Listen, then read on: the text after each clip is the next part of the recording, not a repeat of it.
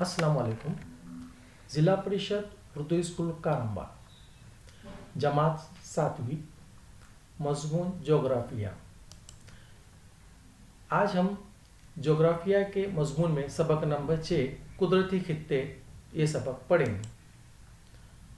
बच्चों, मैं आपको कुछ मकानात दिखाता हूँ और आप देखिए क्या ये सब मकानात हमारे गांव में नज़र आते हैं? बिल्कुल नज़र नहीं आते। यहाँ पर देखो, ये एक अलग नमूने का मकान दिख रहा है जो बर्फ से है ना के इलाकों में नज़र आता है। जहाँ पर बर्फ ज़्यादा होती है वहाँ पर ये मकान होता है। ये इलाका जहाँ पर गुंजान आबादी होती है जैसे कि शहर, वहाँ पर नज़र आता है। हाँ देखो, आपके देहातों में ऐसे मकानात नज़र आते हैं ना, जहाँ पर आबादी कम होती है, देहातों में होते हैं। ये देखो, जहाँ पर जंगल का इलाका होता है वहाँ पर ऐसे मकानात होते हैं, और जहाँ पर बारिश बहुत ज़्यादा होता है वहाँ पर ऐसे मकानात होते हैं। यानी कि ये मैं बोलना ये चाह रहा हूँ कि मकानात हर जगह अलग अलग होते हैं। ये क्यों होते हैं? क्योंकि हर जगह जुग्राफियाई हालात अलग अलग होती है। जुग्राफियाई हालात के हिसाब से मकानात की बनावट अलग अलग होती है, तो इसलिए हमको ये मकानात हर जगह अलग अलग नज़र आते हैं।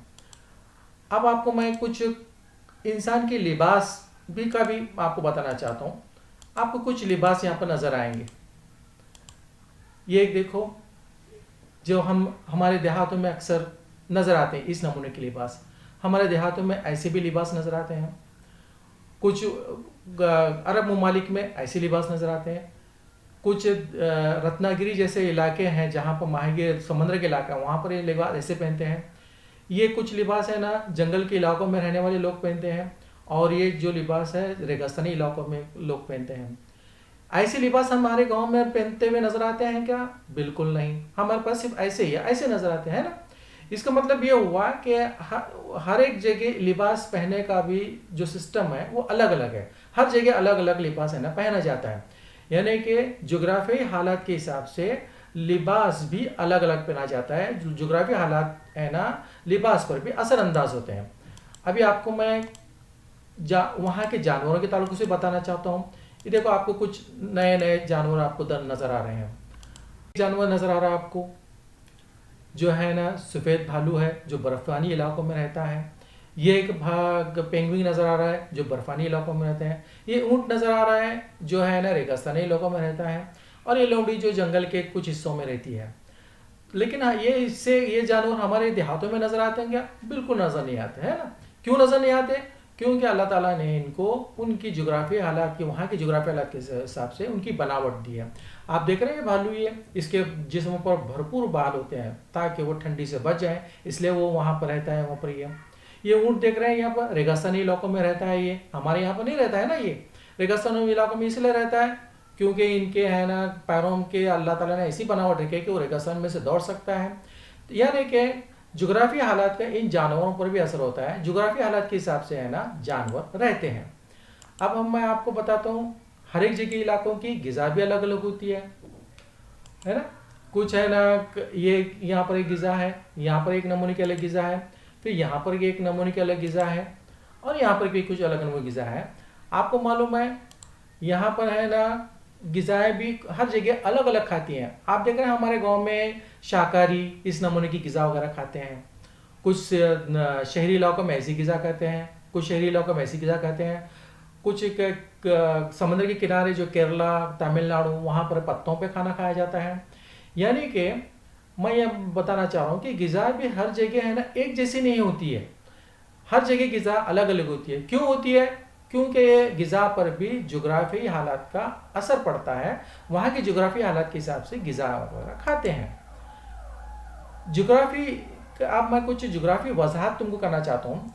सतह ज़मीन के मुख्तलिफ इलाकों की ज़मीन, साख्त, आब हवा और मिट्टी में हमें इख्तलाफ नज़र आता है। देखो, है ना, हर जगह है ना ये चीज़ें अलग अलग होती हैं।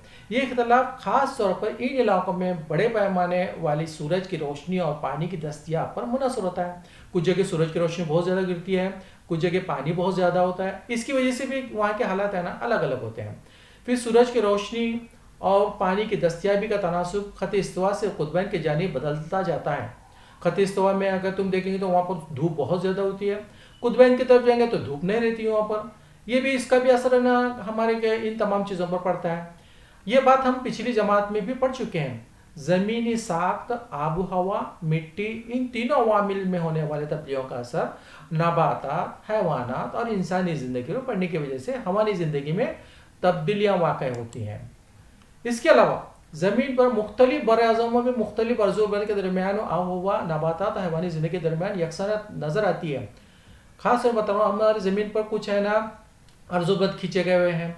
हर एक अर्ज़-ओ-बल में जो जो इलाके आते हैं वहाँ पर की जो आब हवा है, नबातात है, हैवानी ज़िंदगी है, इन तमाम में है ना यकसनियत नज़र आती है। हम आगे चलकर उसके बारे में भी हम कुछ खित्ते देखेंगे।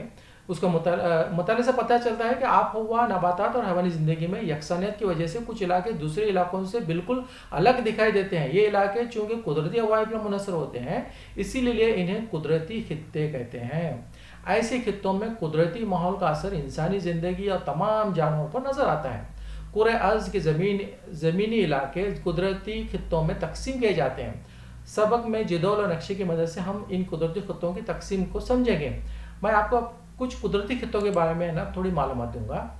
हम एक कुदरती खित्ता देखेंगे, टेंड्रा का खित्ता। ये दिख रहा है टेंड्रा खित्ता, जो ख़त इस्तवा के बिल्कुल दूरी पर है। अब ख़त इस्तवा से दूर है तो जाहिर है, ये ख़त इस्तवा है ना, ये इससे दूरी पर है तो जाहिर है कि यहाँ पर है ना सूरज की रोशनी कम गिरती है। तो अभी देखिए, अब ये टेंड्रा का खित्ता है ना कौन से अर्ज़-ओ-बल पर पाया जाता है? तकरीबन 56 से 90 शुमाली अर्ज़-ओ-बल के दरमियान में शुमाली कनाडा, ग्रीनलैंड, शुमाली यूरोप, शुमाली एशिया, ये इलाके सब इन इलाकों में आते हैं, ये अर्ज़-ओ-बल में आते हैं। अब यह कि आब हवा कैसी हम देखेंगे। गर्मियों में औसतन दर्जा हरारत 10 सेल्सियस होता है, सर्दियों में दर्जा तकरीबन 20 से 30 डिग्री सेल्सियस होता है और बारिश का सालाना औसत 25 से 200 मिलीमीटर होता है। इंतहाई सर्द आब हवा यहाँ पर होती है। सर्द आब हवा क्यों हो रही है यहाँ पर? क्योंकि ये ख़त इस्तवा से बिल्कुल दूर है, इसलिए यहाँ पर इंतहाई सर्द आब हवा यहाँ पर रहती है।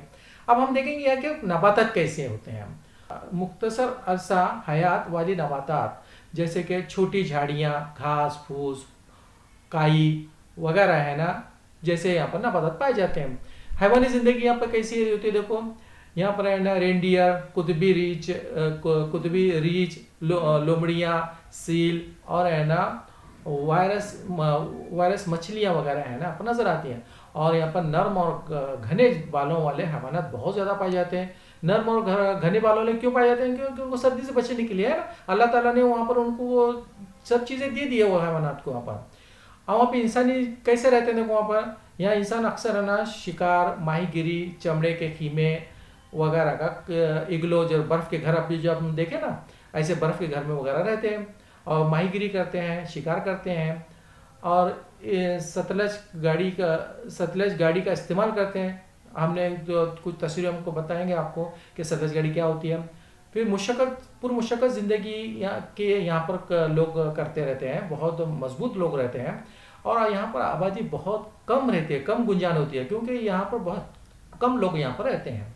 तो ये